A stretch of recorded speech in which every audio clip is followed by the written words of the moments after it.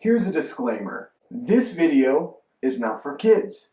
Yes, I realize I'm making a video and reviewing a movie that has animated characters. Believe me, I know that. I understand. And did you know that animated movies are not just for kids, but that adults, 23-year-old men, can enjoy this movie as well?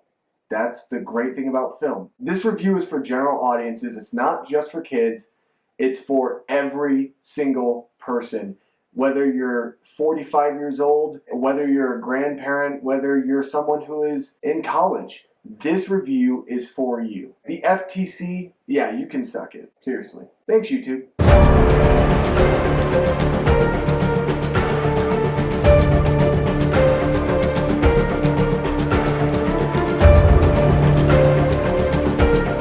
What is going on, guys? Welcome back to my channel, and I just want to apologize for having to start my video off the way that I did.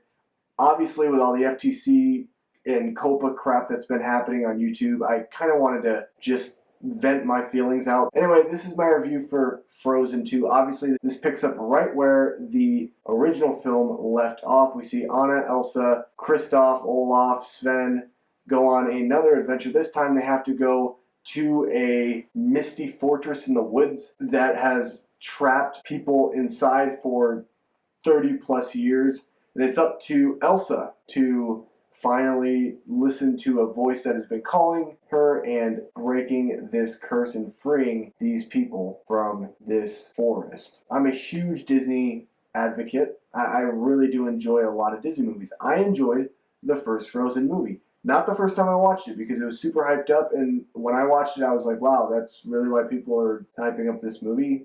It's nothing special. But I just watched it again probably around a month ago with my wife, and I actually gotta say I really enjoyed it. So going into Frozen 2, did I have high expectations? No, I didn't have really any expectations for this film. I was expecting that we get some really good musical numbers. I was expecting a decent story, but what we got was a narrative mess. This movie is very weak from a narrative standpoint, and it's sad because honestly I felt like a bunch of Disney shareholders kind of just met together in one room and said, you know what we need? We need another Frozen movie because it'll make a lot of money and little girls will dress up as Anna and Elsa and we can sell a bunch of Olaf merchandise. And someone asked, well, what is the narrative? Oh, it doesn't matter. The story doesn't matter because guess what? People will come. And that's literally what this whole movie felt like. It almost felt like they were chucking everything at the wall and seeing what stuck, and nothing in this movie, I mean nothing in this movie from a narrative standpoint works. And there is a choice made by a character at the end of this film that is so unearned, it leaves you in awe that Disney let this happen. Because throughout the entire runtime of the film, there is nothing that tells you that this character is going to make this decision. And it's a decision that impacts the entirety of the film. Of the entire film. And what the characters were fighting for. So there's one big problem with the narrative there. Now, I'm not going to say that this movie is a total garbage fest. I'm not going to say it's a total fire dump. But this movie is just not, from a narrative standpoint, a good film. It has so many problems. There's so many tropes in terms of what the Disney legacy is in terms of these princess movies. And it felt like almost every decision that certain characters make are only to satisfy the kid audience, the younger audience. And I felt like that was such a mistake, that there are people who grew up with these films that are older now. It's time to kind of maybe do the Toy Story route where these movies develop along with the children, and that the children that are turning into teenagers and these teenagers are turning into adults. But no, this movie has to go for the freaking joke of Olaf, who is the most annoying character in this entire film. I did not like Olaf in Frozen, but I thought, you know what? He's a side character. It's not that bad. This movie coming in, I expected almost the same thing. I knew he was going to be really annoying and over the top, but I was like, he's going to be a side character. No, he's not. No, he's not. And they really put him in front and center in this film, and it's annoying. They linger on Olaf at certain moments where they should have pulled away and should have focused on something else, but they had to go for the extra laugh. And it's just a gag. I don't really think he's that funny. There's one bit with him in the movie, I don't want to give any context or anything away, but there's one bit that works that is funny. But other than that, I really just found the character so annoying, and I was so tired of seeing him on the screen. I will talk about a spoiler at the end of this video in terms of Olaf, so I don't want to get too ahead of myself. This movie does certain things with characters, again, that I don't agree with, but one of the biggest tragedies that this film does is that the characters split up. Kristoff and Sven were two characters I really liked from the first Frozen film. And in this movie, well, take Kristoff out of the entire film because he doesn't matter.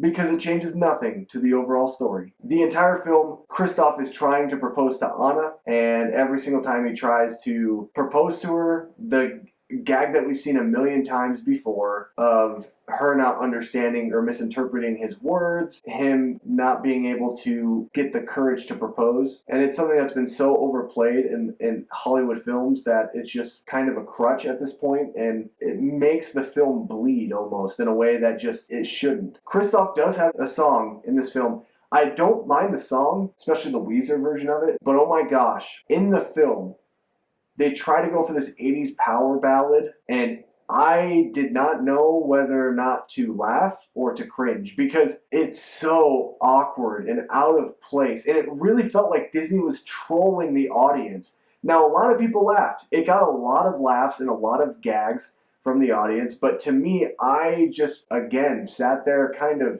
dumbfounded the fact that Disney did this. It almost felt like they were kind of trolling the audience. It's just a terrible, awkward spot that it's placed in. Again, you take that whole song out of the film and it changes nothing.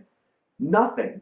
The music in this movie is not nearly as good as the first film. None of the songs are very memorable other than Kristoff's song. That's it. I think Into the Unknown is not as good as Let It Go, even though Let It Go is overhyped and overplayed. But at least it was somewhat remarkable. At least it was somewhat replayable. So overall, guys, this is a movie that I think kids will really enjoy. I think if I was younger, I think I would enjoy it a lot more. But I'm almost 24, and I really am critical with movies. Story should always come first. You should sacrifice everything for story. If you're someone who loves the first Frozen and you've kind of been wondering about this movie, definitely go check it out. I'm giving it a lot of crap. It seems like I really hated this film. It's not the worst of the year. It's not even in the 20 worst films of the year. It's probably in the middle. It's just a movie that, to me, just felt like a lot of noise and not a lot of substance. Now, let me talk about the spoiler real quick before I end this video, and if you want to click off, I've given you my entire review. Let me talk about the spoiler, and it's kind of funny. It's ironic because I'm sitting there watching the movie, and there's a moment in the film, Elsa passes away. She gets frozen. So really, she doesn't really pass away, but she gets frozen from memories, which is stupid. It's stupid. She goes too deep into memories and she freezes. Tell me how that makes sense, because it doesn't. Anyway, whatever. We're talking about a movie that is for kids and it's magical and stuff, so nothing is real in this movie. There is no reality sense to the film. But Olaf, he dies. He just floats away as snow dust. And people in the theater were crying. They were crying. And I was confused because I was sitting there thinking to myself, and these are older people too, like adults, and I'm like, how? How could you like this character? He is so annoying. He's so annoying. I loved it. But I was also sad knowing the fact that they were going to bring him back. And I knew they were going to do it. And they did it. And so I was bummed because I was like, man, if they actually leave him dead, that would be amazing. That would be amazing. And this movie would be one of the best of the year. So anyway, guys, those are my thoughts on Frozen 2. What do you guys think? Let me know down below in the comment section of this video. Make sure you guys drop a like on the video if you enjoyed it. Subscribe to my channel for more content just like this. And as always, I'll see you guys in my next video. Goodbye.